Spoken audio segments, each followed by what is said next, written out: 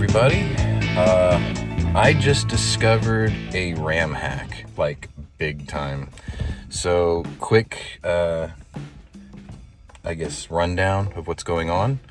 I look like death because I caught a flu in the middle of August thanks to my coworker.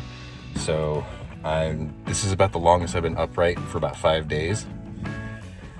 So anyway, when I bought my 2016 Lone Star, it came with this key fob, this one key fob, and as you can tell, she's pretty sacked out. And what would happen is I would stick it in the ignition socket, this guy here, and sometimes it would do nothing. Sometimes it would display wrong key fob on the little display between the two gauges. And sometimes it would just work fine. So I did a big digging around, and what ended up happening was a lot of signs pointed to the ignition switch being sacked out because the key fob would jiggle around in there a bit. And I thought, okay, maybe the contacts are wore out. Truck's 9 years old. Turns out, after I replaced it with the new key fob, or with the new ignition switch, this key fob still did the same thing. It just got progressively worse. So, one of the other things that was really annoying about this particular key fob was every time I would stick it in and sometimes jiggle it, it would hit the panic button, which this is the stupidest place in history to put a panic button, especially if it's the contact point for the freaking key fob. But anyway, it would set that off. So that was another gripe.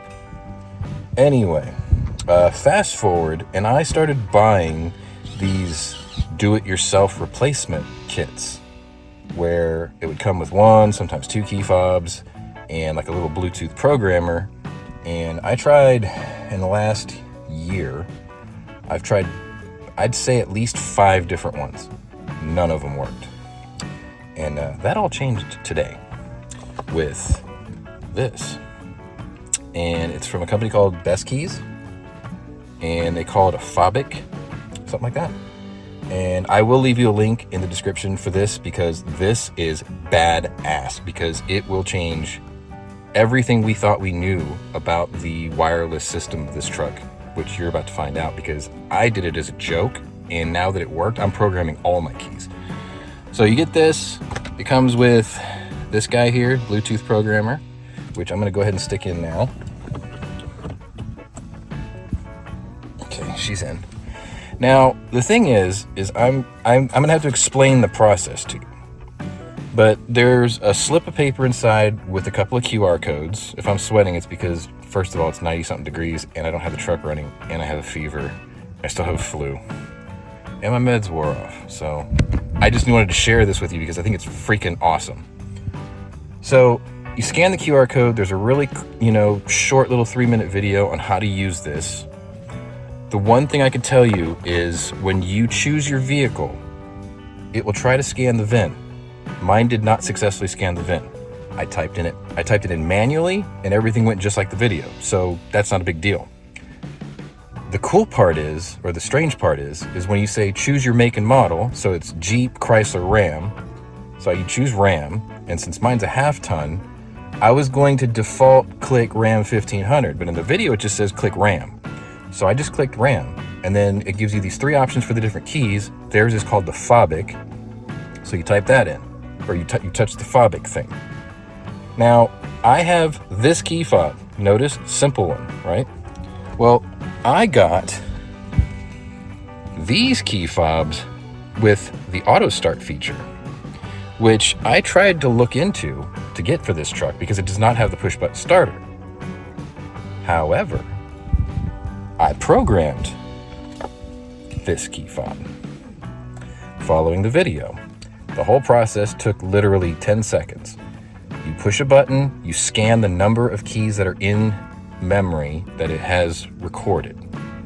If you successfully do that, then you click retrieve pin. The ECU will kick back a 4-digit number, and then when you say program key, you stick the one you want to program in there. Now, this is where this particular program, this particular company outshines the other ones. you don't have to turn the key. You leave it in the off position, which means you don't have to mess with this thing trying to read the key fob, which is what all the other ones tried to do, which if you have a failing key fob would not work, clearly. So this one, it can be in the off position. I stuck it in there, push the button, it says enter the 4-digit number, turn on your hazard lights, leave it in the off position, typed in the number, and in 5 seconds, boom, key programmed. Now, I did it with another key just like this one with no features. It's on the keychain right now. But if you notice, my keychain has the X2 thing on there, right? Well, I got a bunch of these X2 ones. So then I programmed this guy. Same process, same procedure, same Bluetooth connection, same app, same PIN number, right? This is where things get interesting. Now, not tricking you. This key is going to sit right here. Okay? These keys are going to sit right there. Okay? I'm going to take this guy, the one I programmed last, and watch what happens. I'm outside the truck. I'll lock the door. Still got this one with the X2. Now remember, I don't have the remotes or the push button starter on the dash, right? But if I take this little button right here and I do the X2, watch what happens.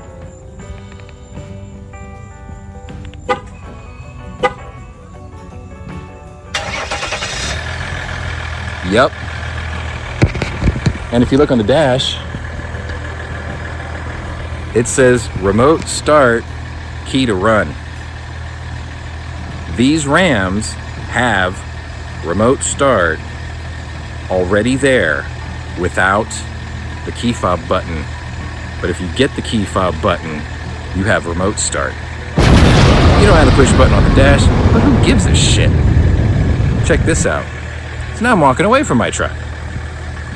And I'll hit that button again and watch what happens.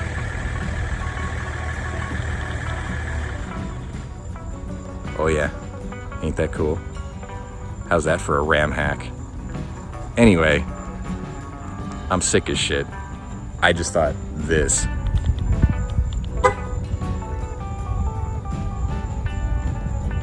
Oh, let's try that again.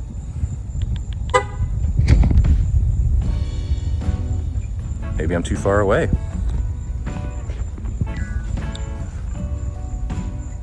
Oh, so now the dash says remote start disabled, start key to reset. Okay, fine. We can do that. So much for life hack, or is that just a oops? Let's see, start the vehicle to reset. Okay, let's do that and see if she's happy now.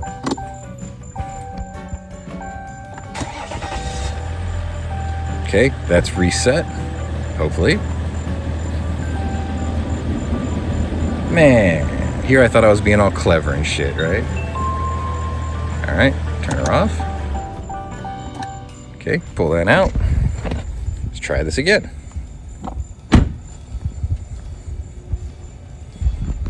All right, same key fob. Outside. Oh, that's it. See that? So you gotta remember, since this is a diesel, it has to do the glow plug thing first, which is why there's a delay compared to, say, my Chrysler 300 over there, which has no delay. And then if I want to shut it off, you just, you know. How neat is that? Anyway, let's see if I can do it twice in a row now.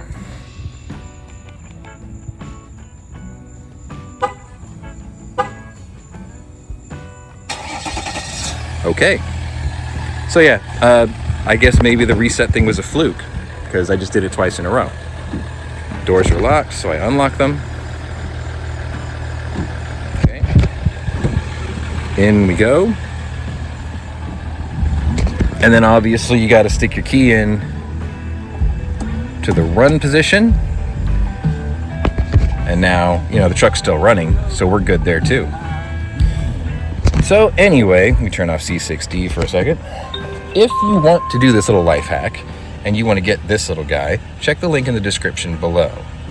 This was a very impromptu sick Pwnery Tinkers. Anyway, this was a sick Pwnery Tinkers, and if you want to get that, check the link in the description below. If you're new to my channel, welcome. If you're a regular here, welcome back. Either way, check out my other playlists and see if my other life hacks may be of interest to you, because this game is a complete surprise to me.